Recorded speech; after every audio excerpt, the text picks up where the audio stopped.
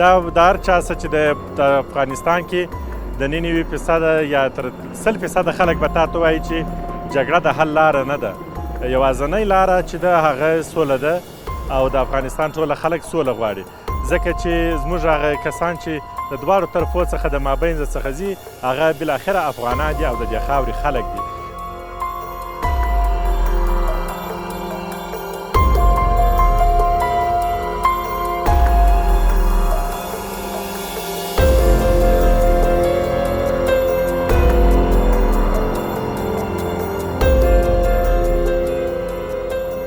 باعث طبیعی تمام مردم، کل مردم بیچاره است، کل مردم فقیر است، کل مردم نادار است، اما هر کس امروز هر چیزی که باشه مردم هیچ قدرت نداره که از وطن خود جای بره. باید کل مردم خودشان بشینن مذاکره کنن که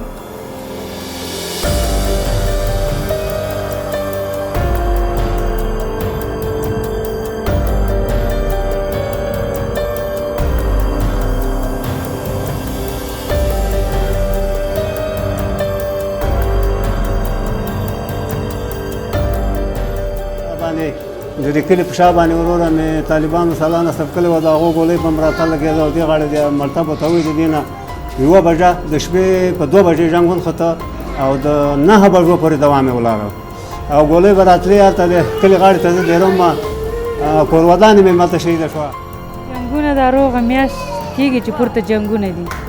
او خلکو نه کورونه پاتې شو، هر څه دغه شان راله او سړي د چا شته او د چا نشته دی.